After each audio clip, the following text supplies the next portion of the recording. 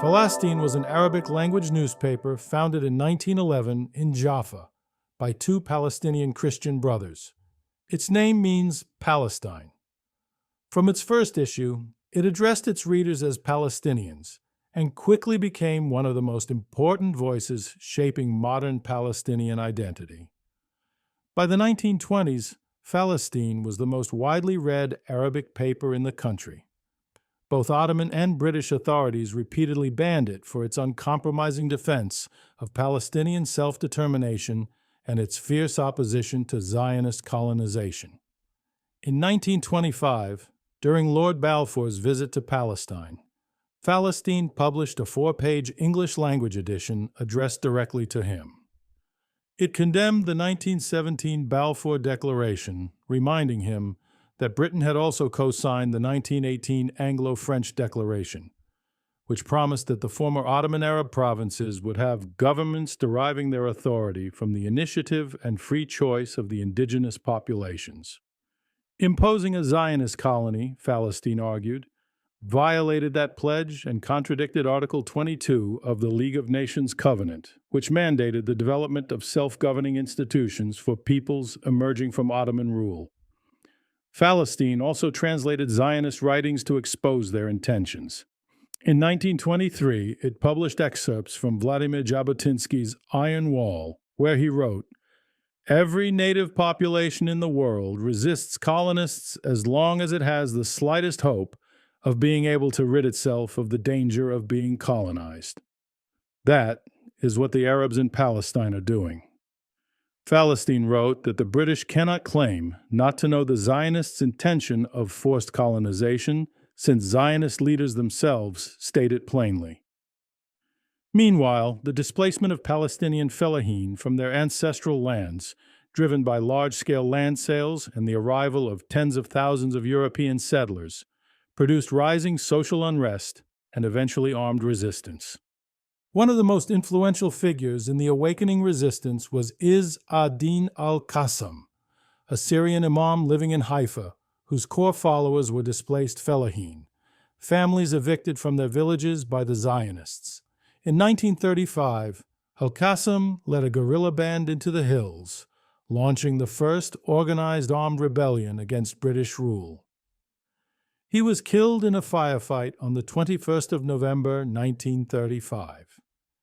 The next day, Falastin devoted its entire front page to him. The headline read, "30,000 accompany the righteous martyrs to their burial." The paper recounted al-Qassam's last stand. On that fatal day, he and his companions fought a heroic battle against the British troops that surrounded them near Ya'bad. They fought until their ammunition ran out. Then the sheikh fell, reciting the Shahada with his last breath. The paper described how tens of thousands poured into Haifa in a funeral procession that stretched for miles, clashed with the police and chanted, "Down with the English! Down with the colonialists!" Al-Qassam's death would soon ignite a national uprising. Across the region, anti-colonial movements were erupting.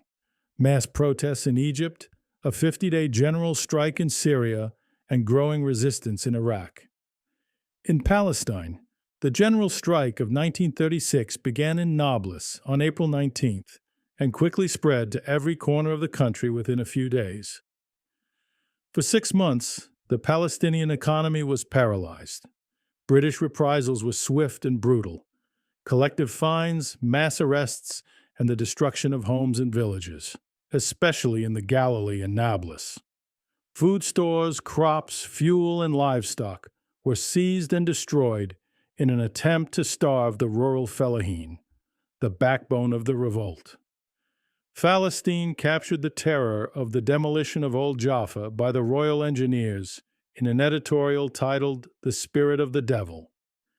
Then yesterday's dawn broke upon Jaffa, surging with the armies of the empire. So they occupied the streets, the alleys, and the rooftops of the houses and set up their machine guns everywhere, and their tanks proceeded in the neighborhoods like ghosts of doom. And the Royal Engineers Corps advanced. The British leveled the Al-Manshia neighborhood and blew up more than 220 homes.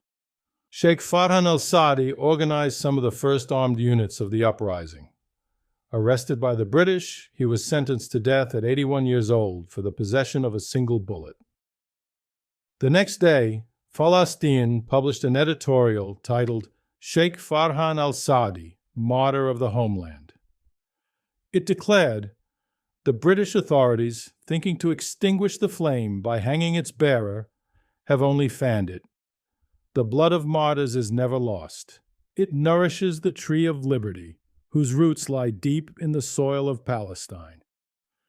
There would be many more such eulogies before the revolt was finally crushed. The British employed summary executions, torture, aerial bombardment of villages, and a long list of atrocities. Zionist militias were trained by their British imperial mentors in the methods of colonial collective punishment and war crimes against indigenous populations in joint operations. Historians estimate that about 10% of adult Palestinian Arab men were killed, wounded, imprisoned, or exiled during the 3-year revolt.